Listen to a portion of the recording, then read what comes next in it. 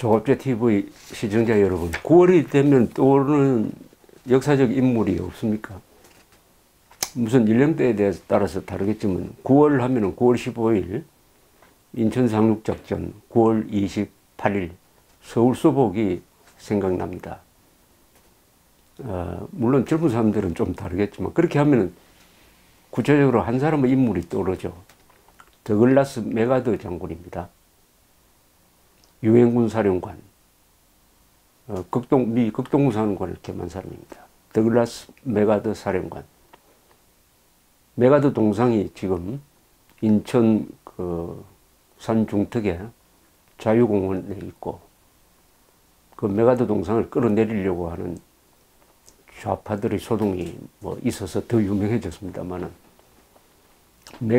더글라스 메가더는 20세기의 역사적 인물 중에서 아마도 가장 흥미로운 사람 중에 한 사람입니다. 가장 흥미로운 사람이라는 것은 논란이 많다는 뜻입니다. 좋은 점, 나쁜 점. 그래서 이 메가더에 대한 책이 참 많이 나옵니다. 책이. 저도 하나 썼습니다. 작년에. 제목이 프리마돈나의 추락입니다. 프리마돈나의 추락. 한국인은 모르는 메가더의 두 얼굴입니다. 한국인은 모르는 메가더의 두 얼굴. 프리마돈나라고 이름을 붙였더니 고개를 갸우뚱하는 분들이 많은데, 프리마돈나라는 말은 이 트루만 대통령이 붙인 이름입니다.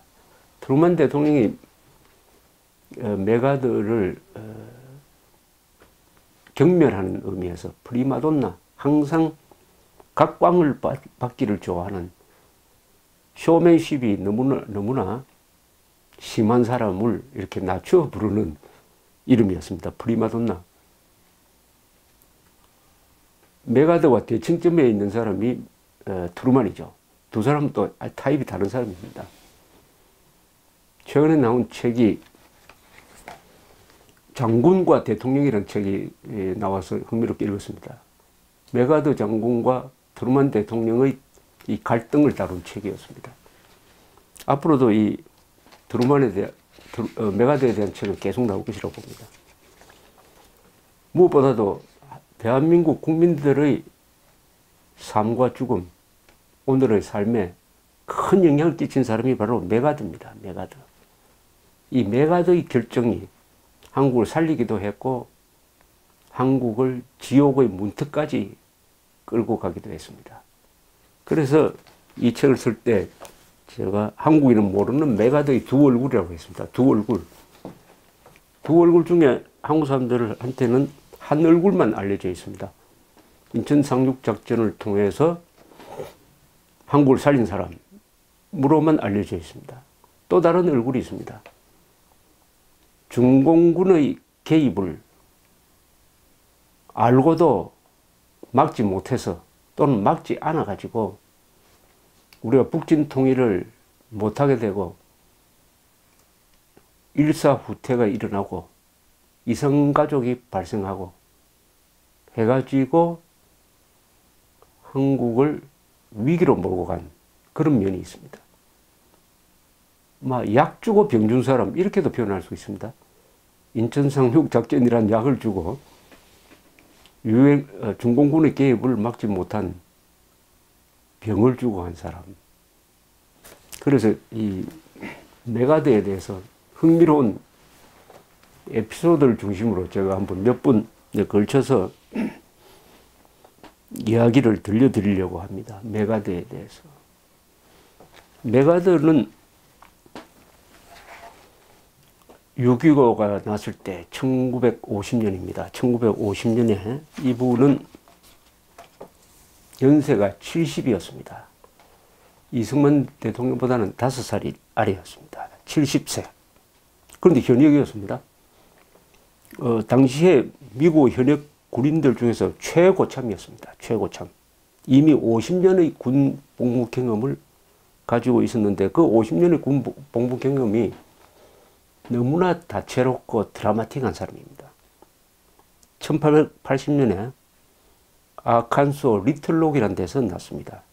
이 메가드의 아버지도 육군참모총장을 지낸 분입니다. 군인 가족입니다. 메가드는 웨스트 포인트를 졸업할 때 93명 중 수석이었습니다. 미국에서는 수석 졸업을 하는 장교를 어디에 보내냐면 공병으로 보냅니다. 공병. 좀 이해가 안 가시겠지만 공병 장교로서 필리핀에서 근무를 했습니다.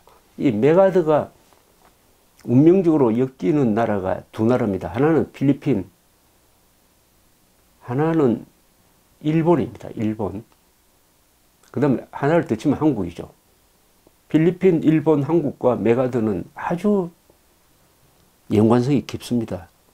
1904년에 필리핀에서 공병장교로 일할 때, 그때 필리핀은 미국의 식민지였습니다.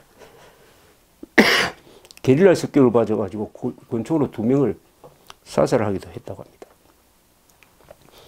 그 다음에 1905년에 러일 전쟁이 진행 중일 때인데, 그 아버지가 일본에 있는 미국 대사관의 무관이었는데, 아버지가 아들을 부관으로 데려갔습니다. 부관으로. 그래가지고 아시아 여러 나라를 시찰할 수가 있었습니다. 이때부터 메가드는 아시아에 대해서 깊은 관심을 갖게 되고, 미국의 장래는 이 아시아 대륙과 깊은 연관을 맺을 것이다. 말하자면 아시아 통일이 되었습니다. 1914년에는 멕시코 벨라크루즈 침공 작전에 참전해가지고 무장 마적단의 습격을 받고 총격전을 벌려서 또 몇 사람을 사살한 이런 아주 용감한 사람입니다. 1차 세계대전 때는 레인보 사단이라고 불리는 이 42사단의 여단장으로 준장이었습니다. 참전해가지고 1년 동안 독일군과 싸웠습니다. 이때도 용맹성을 떨쳤습니다. 또 이 메가드는 스포츠에도 관심이 많았고, 메가드는 뭐 문장력이 또 대단합니다. 연설도 대단하고, 이 체육에도 아주 관심이 많아가지고 1928년에 네덜란드 암스테르담에서 올림픽이 열렸을 때 메가드는 미국 올림픽 회장 그리고 선수단장으로 참전을 해가지고 금메달을 24개나 땄습니다. 무엇보다도 1925년에 최연소 나이로 소장이 되고, 그 다음에 50세가 되었을 때 후보 대통령이 육군참모총장으로 임명을 했습니다. 그 후임이 프랭클린 루즈벨트 대통령인데, 루즈벨트 대통령도 그냥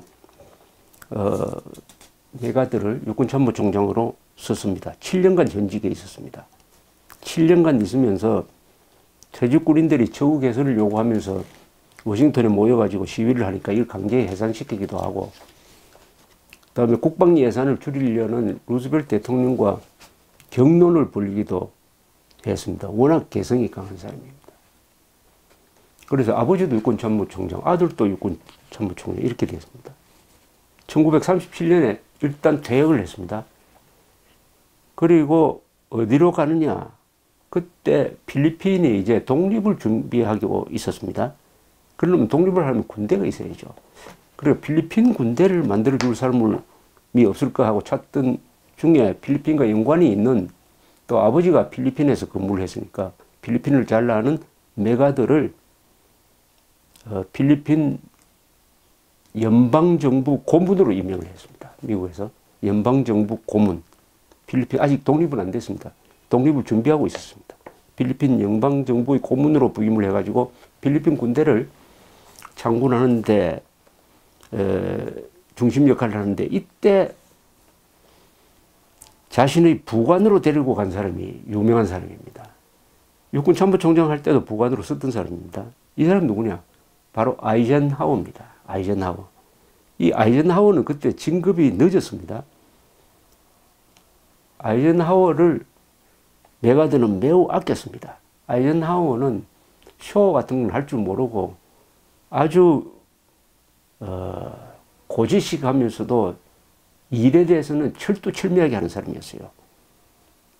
아이젠하워는 메가드를 존경하기는 했지만은 메가드가 너무 쇼맨십이 강하고 정치적인 것을 싫어했다고 합니다.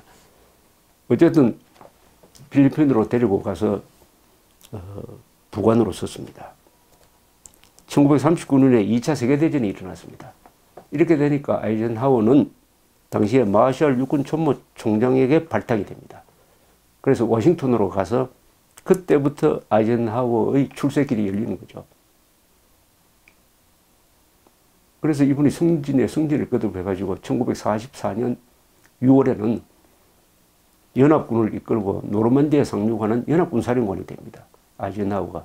이 전쟁 기간 중에 이분이 계급이 중령에서 원수까지 오릅니다. 그러니까 메가드의 부관이 아이젠하워가 중령에서 원수까지 오를 동안에, 물론 메가드도 같은 원수 계급장을 탔지만은 군대에서 이 군인들이 메가드를 보는 시선이 아주 좀 어렵게 생각하고, 대선배인데다가 워낙 머리가 좋고 또 개인적인 능력이 출중하고 말도 잘하고 글도 잘 쓰고 쇼맨십도 있고 하니까 어떻게 보면 르네상스적 인간입니다. 메가드가. 이 아이젠하워 전기를 쓴 스티픈 E. 암브로즈 교수라는 분이 아주 그 책에서 흥미로운 표현을 했습니다. 메가드는 아이젠하워보다 더 대통령이 되고 싶어 했지만 되지 못했다. 이건 아이러니다. 가장 정치적인 군인 메가드는 대통령이 되지 못하였는데 가장 비정치적인 군인 세 사람, 워싱턴, 그랜트, 그리고 아이젠하워는 대통령이 되었다. 워싱턴은 건국의 아버지 독립전쟁을 지도한 장군이죠. 그랜트는 남북전쟁 때 북군사령관이었습니다. 아이젠하워는 연합군사령관이었습니다. 이 세 사람은 다 대통령이 되기 싫었는데 옆에서 추대를 해서 됐는데, 메가드는 정치를 하고 싶고 대통령이 되고 싶었지만 되지 못했다. 이런 뜻입니다. 1941년에 태평양 전쟁이 일어났습니다. 그 직전에 메가드는 필리핀 군 고문에서 이제는 미 극동군 사령관으로 현역으로 복귀를 합니다. 이 사람이 진주만 기습 당일날 큰 시술을 합니다. 12월 7일 일본 연합함대 함재기가 하와이의 진주만을 공습을 했습니다. 거기 있던 함대를, 그리고 수천 명을 아주 죽이고 부수고 했습니다. 그런데 그때 이 필리핀에 미 극동 공군이 약 100여 대의 항공기를 보유를 하고 있었습니다. 그런데 한 8시간이 지났는데도 이것을 대피시키지 않았습니다. 일본 비행기가, 전투기가 날라와가지고 활주로 해서 다 부숴버렸습니다. 하와이가 지금 공격당한 후에도 그냥 그대로 두었다가, 그래서 80여 대가 지상에서 파괴되는 바람에 미국 극동군 사령부의 공군은 막 일순간에 없어져 버렸습니다. 이게 큰 실수였습니다. 그리고 필리핀에 일본군이 상륙하니까 메가드는 코레기도 섬에 포위가 됐습니다. 그때 루즈벨트 대통령이 특명을 내립니다.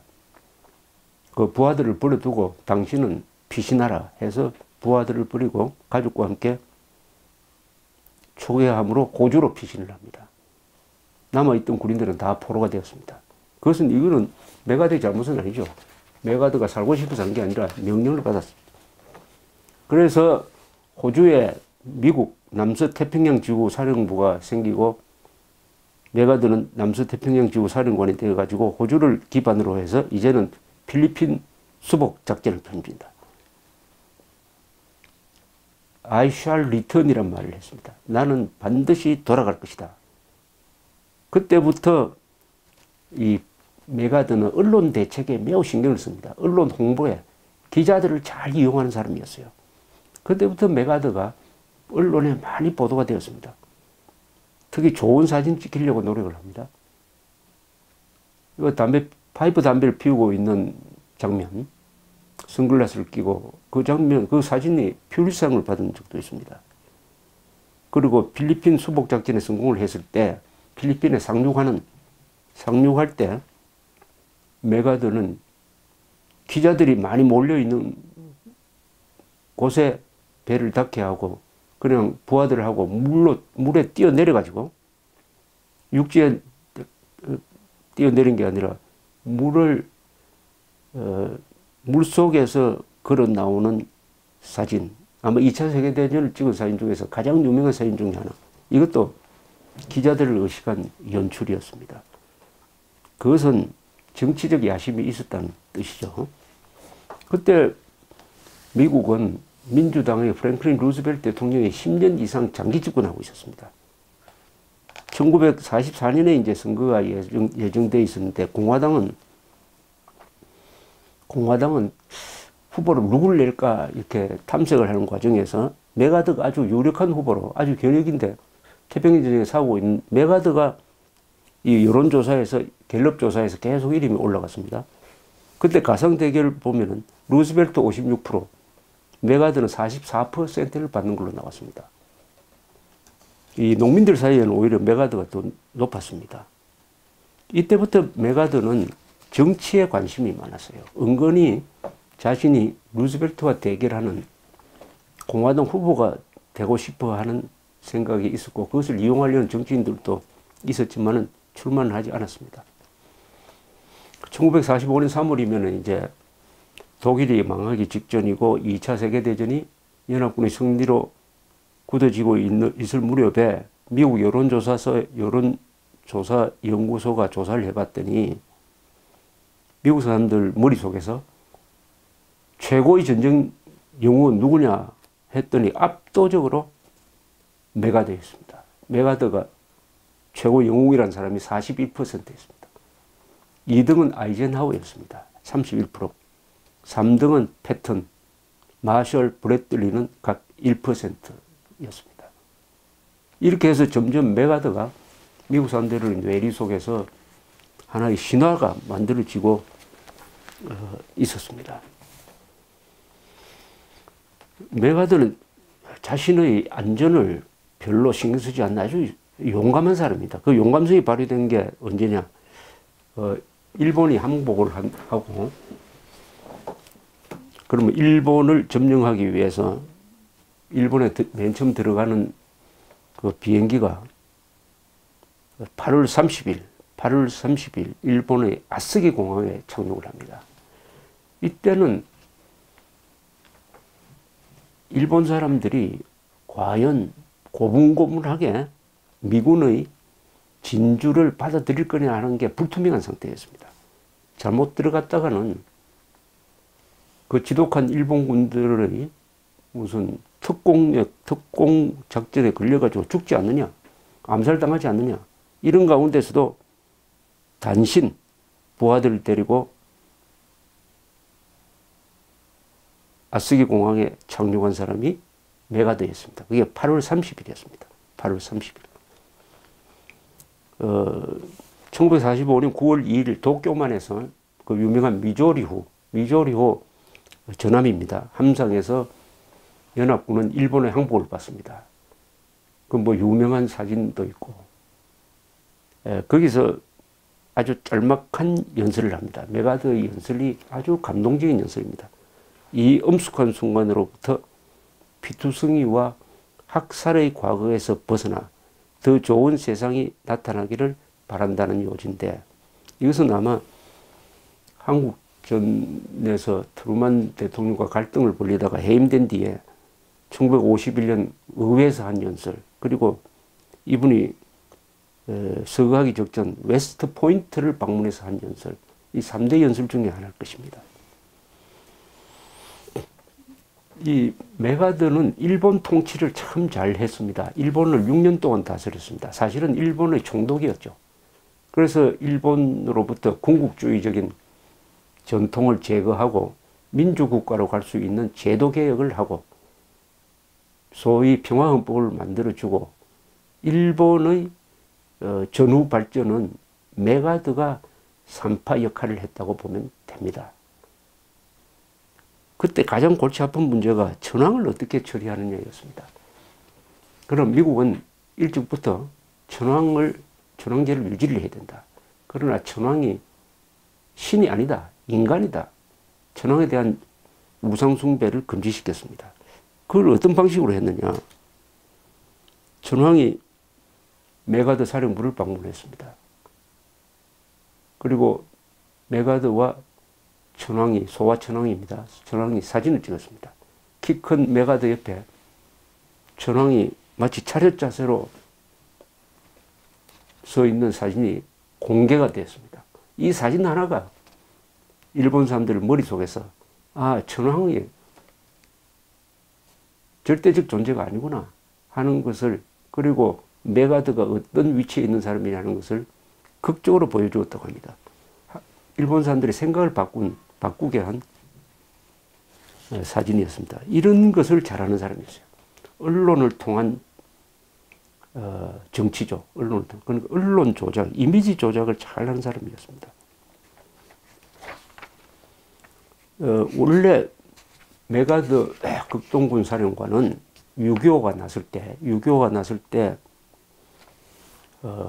워싱턴의 어떤 지시도 받기 전에 신속하게 미군이 개입할 수 있는 여러 가지 기초 작업을 했던 사람입니다. 가장 빛나는 순간 중에 하나입니다. 6.25가 났을 때 그 바로 도쿄에 있던 그날 일요일인데 유엔군 사령관 메가드가 상부 명령을 받지도 않고 스스로 이것은 미군이 개입할 수밖에 없다. 육해공군이 다 개입해야 된다. 그러려면 어떤 조치를 취해야 되느냐 하는 것을 신속하게 판단하고 선발대도 보내고 해공군은 일찍부터 투입을 하고 하는 결정을 워싱턴보다 먼저 했습니다. 그렇게 함으로써 10일 후 7월 5일에 바로 일본에서 출발한 미국 24사단의 스미스 부대가 오산까지 올라와서 북한군하고 전투를 벌이게 된 거죠. 신속 투입을 한 이 점이 어떻게 보면은 인천 상륙작전보다 더 빛나는 메가드의 공이라고 볼 수가 있습니다. 신속하게 해야 됩니다. 원래 미국 사람들은, 미국 군부에서는 인천 상륙작전을 반대를 했습니다. 거의 조수 간만의 차가 9m가 되는데 이게 가능하겠느냐. 8월 6일, 그러니까 상륙작전 한 35일 정도를 남겨두고 그 작전명이 오퍼레이션 크로마이트인데, 오퍼레이션 크로마이트의 이 설명을 합니다. 이 설명을 듣기 위해서 워싱턴에서 군 지휘관들이 많이 왔어요. 그 중에 한 사람이 리쥬웨이입니다. 이때는 육군 참모 차장이었습니다. 리쥬웨이는 꼭 반대해야 된다, 이건 안 된다 해가지고 반대하기 위해서 왔는데 메가드의 설명을 들어보니까 너무나 명쾌하고 설득력이 있어서 워싱턴으로 돌아갈 때는 적극적 지지자가 되어서 돌아갑니다. 그만큼 설득력이 강한 사람이었습니다. 이때 이 만남에서 리쥬웨이는 메가드가 한 말 하나를 기억을 했습니다. 이 작전 회의를 하면서 메가드가 대만을 자꾸 언급하는 것이 리쥬웨이의 마음속에는 걸렸습니다. 메가드는 이렇게 이야기를 합니다. 만약 중공이 대만을 공격하는 바보짓을 한다면 나는 그곳으로 달려가 지휘권을 장악해가지고 세계사의 결정적 전투 중 하나로 기록될 만한 타격을 안길 것이다. 이 말은 뭐냐? 중국이 중공군이 대만을 치면은 반격작전을 펴가지고 중국을 수복하겠다. 공산화된 중국을 수복하겠다는 생각을 피력한 거예요. 메가드는 또 이렇게 보탰습니다. 나는 밤마다 무릎을 꿇고 중국이 대만을 치기를 기도한다. 이렇게 이야기를 하더랍니다. 그래서 리쥬웨이는 자신의 회고록에서 이 에피소드를 소개를 하면서 뭐라고 표현했느냐. 자신을 공산주의라는 용을 처단하는 용사로 그리고 싶어하는 그 욕망이 나중에 만주 국경지대를 향하여 무모한 진격을 하도록 몰아갔는지는 알 수 없지만 나는 그가 품었던 승리의 꿈에 그것이 또 다른 영광을 더하는 역할을 하지 않았나 의심한다. 쉽게 말하면 중공군의 개입에 대한 경고가 있음에도 불구하고 유엔군을 북진시킨 것은 이게 무모한 것이었는데, 그것은 중국 공산주의라는 이 악령을 치기 위한 하나의 포석이 아니었을까, 이렇게 이야기를 하고 있습니다. 아주 묘한 재밌는 표현인데 이건 나중에 구체화될 것입니다. 제가 설명을 드려가면서 쉽게 말하면 이런 의문을 던지게 합니다. 자, 9월 28일 날 드디어 서울을 수복한 유엔군은 이제는 38선을 넘어서 북쪽으로 진격을 합니다. 트루만 대통령도 메가드에 대해서 기존의 작전 명령을 바꿔가지고 이제는 북한 지역으로 가서 북한 공산군 잔존 세력을 소탕하라. 이제는 한반도 통일이다. 통일작전을 하라. 이런 식으로 해가지고 일종의 프리핸드를 줍니다. 이제는 메가드 주도의 북진 통일이 가능하게 된 순간이었어요. 다만 주의를 줍니다. 압록강, 두만강 지역에는 한국군만 보내는 것이 어떻겠느냐. 거기에 미군까지 보내면은 중국을 자극하게 되지 않느냐 하는 이런 단서를 달긴 답니다만은 그것은 나중에 무시가 됩니다. 그렇다면은 이 순간 메가드는 꿈꾸었던 중국 수복, 중국이 대만을 때리지 않고 대신 중국이 지금 북진하는 유엔군을 때리려고 하니까 그 메가드의 마음속에는 오히려 잘 됐다. 유엔군을 때리기만 해보라고. 그러면은 역습을 펴가지고 중국까지 쳐서 중국을 자유화시키겠다. 해방시키겠다. 그렇게 되면 뭐 누가 봐도 다음 대통령 선거에서 메가드는 공화당 후보로서 당선될 것이 뻔합니다. 이런 것은 어떤 군인으로서 할 수 있는 최고의 일이죠. 중국을 공산 압제로부터 해방시키는 작전을 한다는 것은 어마어마한 역사적 역할이죠. 이것을 메가드는 머릿속에서 꿈꾸고 있었지 않았겠느냐. 이렇게 되면 어떻게 되느냐. 한반도 통일이 목적이 되는 것이 아니라 한반도 통일보다는 중국 수복이란 더 큰 목적이 하나 생깁니다. 그럼 중국 수복을 목적으로 하면은 한반도 통일은 부차적인 것이 되는 겁니다. 여기서 이제 메가드의 목표와 우리 대한민국의 목표가 달라지는 것입니다. 여기서 이제 문제가 생기고 비극적인 일이 벌어지게 되는 것입니다. 정일권 씨가 당시에 3군 참모총장이었습니다. 30대입니다. 30대. 이 정일권 씨는 나중에 국무총리도 하고 국회의장도 하신 분이죠. 이분이 돌아가시기 전에 회고록을 썼습니다. 96년에 나온 그 회고록을 읽다가 제가 깜짝 놀란 대목이 있었습니다. 304에서 307페이지에 있었어요. 그때 무슨 일이 있었느냐 하면은 바로 그 중공군이 나타났습니다. 1950년 10월 말에 중공군이 나타났습니다. 국군을 쳐서요. 국군이 일시 후퇴를 했습니다. 이 직후의 상황에 대해서 정일권 씨는 회고록에서 이렇게 적었습니다. 이승만 대통령을 만났더니 이승만 대통령이 중공군이 나타났다는 이야기를 듣고 놀라지도 않고 태연하더랍니다. 그러면서 오히려 정일권 참모총장한테 안심을 시키는 말을 하더랍니다. 이렇게 이야기를 하더랍니다. 걱정할 것 없습니다. 메가드가 잘 알아서 할 것이요. 정 총장, 메가드와 나는 중공군이 나온다고 봤습니다. 장군, 그 메가드는 중공군 개입 가능성을 겉으로는 부인했으나 북진 전략에 대한 트루만의 잔소리를 막기 위해서 그렇게 한 것입니다.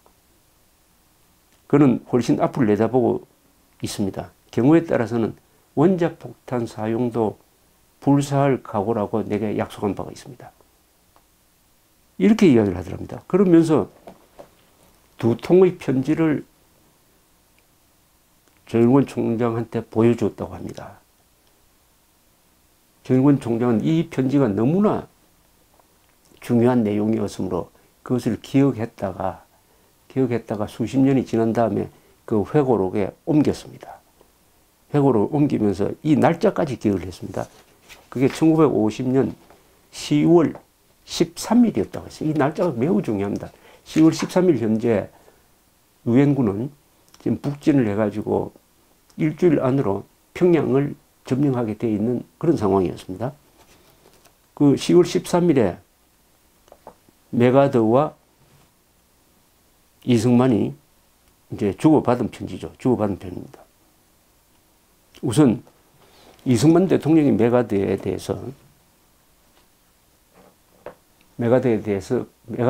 보낸 편지의 내용은 이렇다고 적혀 있습니다. 북진이 순조롭게 진행됨에 따라 워싱턴과 영국과 프랑스는 소련 및 중공의 군사 개입을 겁내고 있는 경향이 두드러지고 있는데 본직은, 이건 이승만을 말합니다. 본직은 소련은 몰라도 중공의 개입 가능성은 매우 크다고 보는 것입니다. 솔직히 말하면 이번 트루먼 대통령을 만나더라도 이 가능성을 긍정하지 말았으면 합니다. 귀하가 긍정함으로 해서 북진을 방해하는 작전상의 제한이 가중될 우려가 있기 때문입니다. 한국민은 거족적으로 북진 통일만을 열망하고 있습니다. 그리고 귀하의 영매한 지도자가 아니고서는 이 열망 달성이 불가능하다는 점을 굳게 믿고 있습니다. 이 간절한 심정을 살펴주시기 바라는 바입니다. 요지는 이틀 뒤에 웨이크섬에서 트루먼 대통령과 메가드가 회담을 하게 되어 있는데 그 자리에 가면은 중공군 개입 가능성이 있다는 말을 하지 마라. 그 말을 하면은 북진을 하는데 통제를 할 것이다. 그러면 우리 북진 통일 못하지 않느냐. 이렇게 지금 부탁을 하고 있습니다. 어떻게 보면 허위 보고를 해달라고 부탁하는 셈이죠. 여기에 대해서 메가드가 이승만 대통령에게 보낸 답장은 이러했다라고 적었습니다. 지금 이 정일권 전 총리가 살아 계시면 제가 찾아가서 또 꼬치꼬치 물었을 텐데 어쨌든 이분이 기억해서 옮긴 내용을 여러분 한번 들어보십시오. 이거 메가드 사령관이 이승만 대통령에게 보낸 답장의 요지입니다. 전적으로 동감합니다. 본직은 믿을 만한 정보통의 보고를 받고 있습니다. 중공군은 반드시 나타날 것입니다. 하나 그 가능성을 겉으로는 긍정할 수 없습니다. 그들은 숨어서 압록감을 건들 것입니다. 조금도 모르는 것으로 할 것입니다. 중공은 그 방대한 군사력을 배경 삼아 가까운 장래 아시아에 있어서 민주주의의 최대 위협이 될 것입니다. 그 배후에는 소련이 있습니다. 중공의 잠재적인 군사력을 때릴 만한 기회는 지금 아니고서는 없을 것입니다. 전략은 이미 준비되어 있습니다. 다만 워싱턴이 어디까지 본직의 전략을 뒷받침해 주느냐가 문제입니다. 경우에 따라서는 거센 반대에 부딪힐 것입니다. 하지만 불태전의 결의는 조금도 변하지 않을 것입니다. 이미 말씀드린 바와 같이 필요하다면 원폭 사용도 불사할 것입니다. 이거 보면은 이승만 메가드가 아주 서로 말이 잘 맞아 돌아갑니다. 메가드 또한 중공군 개입할 것이다. 오히려 잘 됐다. 중공군 개입하면 이걸로 이번에 중국의 군사력을 완전히 섬멸시키겠다. 그러니까 트루먼 대통령을 만나면은 중공군 개입 가능성이 있다는 이야기를 하지 않겠다. 지금 이런 일종의 이게 음모라고 그럴까요? 이승만 메가드 사이에 어떤 이상한 합의가 이루어졌다는 이야기입니다. 이 문서를 소개하면서 정의권 전 총리는 회고록에서 이렇게 썼습니다. 이 두 통의 사신을 아는 사람이 나 말고 있는지 확실치 않다. 극비 중의 극비였다. 역사가들이나 비평가들이 이 극비를 알 까닭이 없었다. 메가드는 자신에게 집중되는 비판의 소리, 즉 중공군 개입의 가능성을 오판하여 유엔군의 북조선 철수를 자초했다는 책임 추궁에도 이 비밀 서한만큼은 일체 언급하지 않았다. 이게 완전히 역사에 묻힌 이야기라는 겁니다. 그러니까 정일권 총리의 이야기는 중공군 개입은 메가드가 오판해서 일어난 것이 아니라 오히려 메가드가 중공군의 개입을 바랐다. 그걸 빌미로 해가지고 중국 본토를 공격하려고 했다. 이건 일종의 메가드에 의한 중공군 개입 유도설이라고 볼 수가 있습니다. 중공군 개입 유도설. 근데 이 메가드 이야기와 이승만의 편지를 다 천천히 읽어보면은 여기에 중요한 문제가 하나 있습니다. 이승만 대통령은 북진 통일까지만 생각하고 있는데 메가드는 중국 수복까지 생각하고 있다. 두 사람의 생각이 다릅니다. 다릅니다. 그러려면 현실적으로 어떻게 되느냐 하는 것은 그 뒤에 이제 역사가 증명할 것입니다. 근데 이 정일권 씨가 봤다는 이 두 편지는 사신이므로 국가기관에서 보존되어 있는 것을 확인할 수가 없었습니다. 이화장에도 이런 문서가 현재로는 발견되지 않고 있습니다. 자, 그러면 이야기를 다시 하나 더 진전시키기 위해서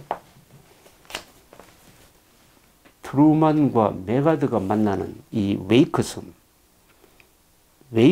이야기를 하겠습니다. 자, 이 웨이크 섬에서 두 사람이 만나서 그럼 무슨 대화를 했느냐?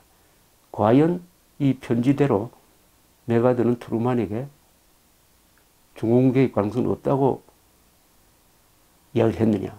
이른바 허위복을 한 거냐? 하는 것을 검증할 필요가 있습니다. 이제 서울이 수복된 다음에 중국은 중국 주재 인도 대사 페니크를 통해서 워싱턴에 경고를 보냅니다. 유엔군이 38선을 넣으면 중국은 개입할 수밖에 없다. 이렇게 이야기를 하는데 미국은 일단 무시를 합니다. 이 인도 대사가 중립적인 사람이 아니다. 믿을 수 없다. 이렇게 이야기를 하는 거죠. 그리고 메가드가 워낙 인기가 높아갔으니까 이제 메가드를 말릴 사람도 없습니다. 워싱턴에서는. 메가드가 하자는 대로 해줄 수밖에 없었습니다. 그 위대한 마샬 국방장관도 메가드한테 친서를 보내가지고 38도선 넘어 북진하는 데 있어서 전술적으로나 전략적으로 제약을 받지 않아도 된다. 이런 식으로 완전히 프리핸드를 줘버립니다. 드디어 한국군 3사단은 10월 1일 동부전선에서 38선을 돌파해가지고 북진하기 시작했습니다. 미군을 주력으로 하는 유엔군은 10월 9일 날 서부전선에서 38선을 넘었습니다. 자, 이제 평양이 수복되는 것은 이제 며칠 남지 않은 순간에 트루만 대통령은 메가드에게 만나자고 합니다. 워싱턴으로 오라고 하는데 메가드가 전쟁 지도 때문에 비우기가 어렵다고 하니까 그럼 트루만 대통령이 내가 가겠다고 합니다. 그럼 어디서 만날 거냐? 태평양에 있는 웨이크라는 작은 섬에서 만나는데 동경에서 날아가는 것보다는 워싱턴에서 날아오는 게 3배나 더 길었습니다. 이게 무슨 정상회담 하듯이 만나는 거예요. 메가드는 트루만을 좀 낮게 평가했지만 시골 출신이라고, 그리고 운 좋게 대통령이 된 사람이라고, 즉 프랭클린 루즈벨트 대통령이 급서함으로써 부통령으로서 이어받은 것을 의미하는 거겠죠. 낮춰봤지만은 트루만 대통령은 이때까지만 해도 메가드를 그렇게 싫어하지는 않았습니다. 그래서 메가드를 만나기 위해서 아주 몇십 시간 비행기를 타고 바꿔 타고 하면서 웨이크 섬으로 오는 것입니다. 그때 11월에 중간선거, 의회 선거가 예정되어 있어가지고 메가드를 만나가지고 그 인기를 이용해가지고 선거에서 좀 덕을 보려는 계산도 아마 있었을 겁니다. 1950년 10월 15일 오전 6시 30분에 트루만 대통령의 전용기가 웨이커섬 활주로에 착륙했습니다. 메가드는 먼저 와 있었습니다. 이미 전날 밤에 와 있었어요. 근데 여기에 지금까지 이어져 오는 잘못된 기사가 있습니다. 그건 뭐냐면 오만한 메가드가 상공에서 계속 선회를 하면서 트루만이 먼저 내리게 해가지고 트루만이 자기를 영접하도록 했다. 이런 신화가 있는데 이건 거짓말입니다. 그런 사실이 없고 메가드는 전날 밤에 도착해가지고 비행장에 와가지고 30분 동안 기다리고 있었습니다. 두 사람이 처음 만나는 순간입니다. 근데 메가드의 복장이 조금 결례였습니다. 작업복을 입고 낡은 모자를 쓰고 있었습니다. 메가드가 비행에서 내리니까 최고사령관인데 경례를 하지 않고 악수를 했습니다. 트루만 대통령도 약간 놀랐으나 다 불문에 붙이고 장군을 만나기 위해 참 오래 기다렸습니다. 이렇게 이야기를 했다고 합니다. 두 사람은 시보레 차에 뒷좌석에 탔습니다. 앞자리에 탔던 대통령 경호원이 나중에 증언한 바에 의하면 트루만은 타자마자 중공은 개입하지 않을까 걱정이 된다라고 물었다고 합니다. 이 컨셉 병영에 두 사람이 도착을 해가지고 배석자 없이 이야기합니다. 이 기록도 없습니다. 두 사람 이야기를 할 때 다만 두 사람의 기억은 있는 거죠. 그런 기록은 없습니다.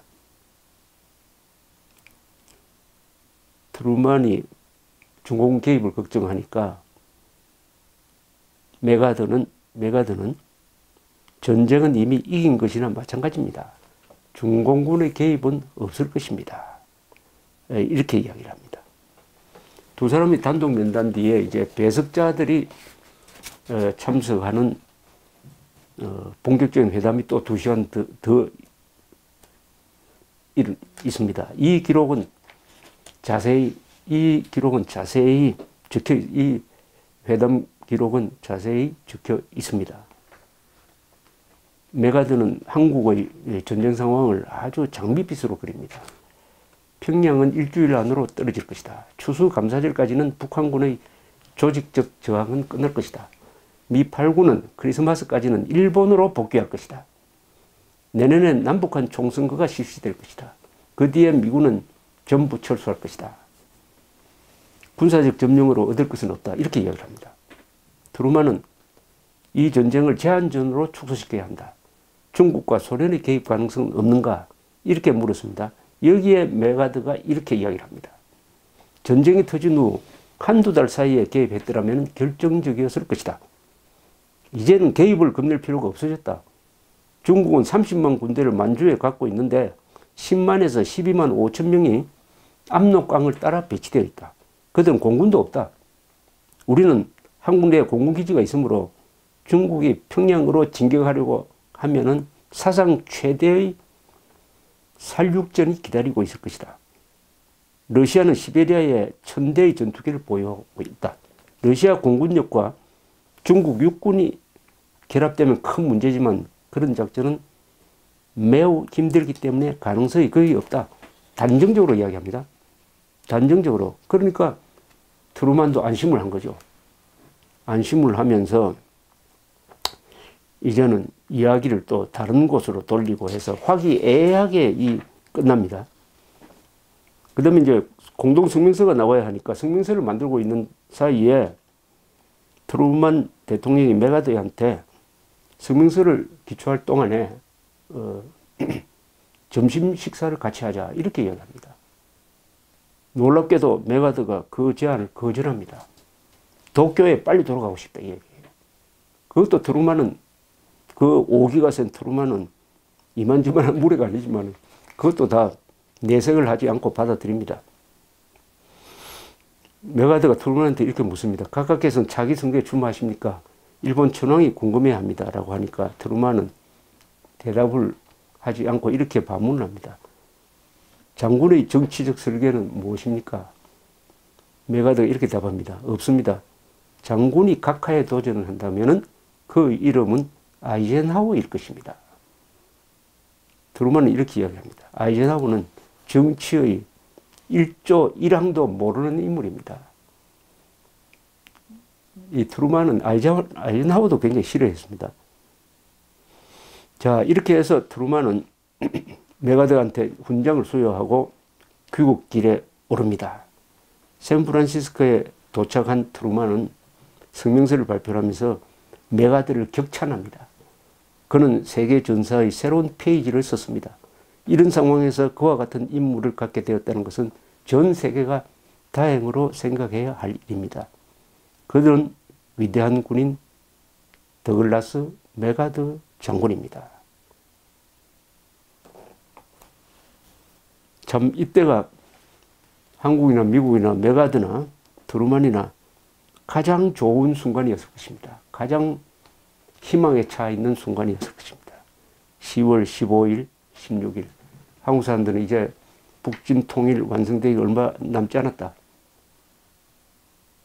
미국 사람들도 이제 한국전에서 하고 있는 젊은이들이 이겨가지고 돌아와서 크리스마스를 고향에서 보내게 될 것이다.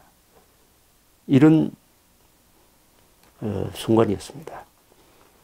이 트루만 전기를 써서 퓰리츠상을 받은 데이비드 맥클로프라는 사람이 이렇게 썼습니다. 트루만은 역사적 위인은 적당한 시기에 죽음으로써 오히려 더 많은 일을 할 수 있다고 믿었다. 트루만이나 메가드가 웨이크선 회담 직후에 죽었다면 뭐 비행기 추락이라든지 심장마비로 그들의 역사적 위치나 업적에 대한 평가는 지금과 많이 달랐을 것이다. 이런 좀 악담 같은 이야기를 합니다. 이 순간 즉 10월 15일, 16일 이 순간 중국군은 만주에 집결한 중국군은 뭘 하고 있었느냐. 바로 압록강을 건너서 북한 산악지역으로 넘어오고 있었습니다. 보택동의 결단이었습니다. 보택동은 중국 공산당 지휘부가 다 반대하는데도 중공군 개입을 결정을 합니다. 심지어 스탈린이 공군력으로 의무를 해주겠다고 한 약속을 나중에 취소해도 우리 단독으로라도 가겠다 해가지고 중공군을 북한 지역으로 보내는 결정을 합니다. 본격적으로 10월 16일, 17일, 18일, 19일 무렵에 압록강을 건너서 넘어옵니다. 얼마나가 넘어요? 30만 명이 넘어옵니다. 그래서 북쪽 산악지역, 특히 낭림산맥 지역에 숨어서 포진을 하게 되는 거죠. 그럼 메가드는 뭘 하느냐? 이 상황에서 메가드는 뭘 했느냐? 10월 19일 날 유엔군이 평양을 백선엽 장군이 이끄는 제1사단이 평양에 들어갔습니다. 10월 19일 날. 평양이 수복되었습니다. 누가 봐도 북진 통일은 1주 아니면 2주 만에 끝날 정도가 되었습니다. 6사단의 일부는 압록강에 도달해가지고 압록강의 물을 수통에 담아가지고 이승만 대통령한테 보냈습니다. 이 순간 메가드는 무슨 생각을 하고 있었을까? 이 순간. 그 순간 메가드 극동군 사령부로는 중공군이 북한에 들어왔다 하는 정보가 쏟아져 들어오기 시작했습니다. 그 정보는 생생한 정보였습니다. 심지어 이쪽 정보원이 중공군하고 섞여가지고 무전기를 가지고 실시간으로 유엔군 측, 미국 측에 알려주기도 했습니다. 그 순간 메가드는 어떤 생각을 하고 있었을까? 큰일 났다. 야, 이 중공군 개입이다. 큰일 났다. 어떻게 하지? 이렇게 걱정을 했을까? 아니면은 오히려 잘 되었다. 중공군 개입하기만 해보라. 이걸 계기로 해가지고 북진 통일을 넘어서 이제는 중국 공산제국을 무너뜨리겠다. 세계 역사상 결정적인 전쟁을 한번 하겠다. 이런 야심에 불타고 있었을까? 요 뒤 이야기는 다음에 해드리겠습니다. 감사합니다.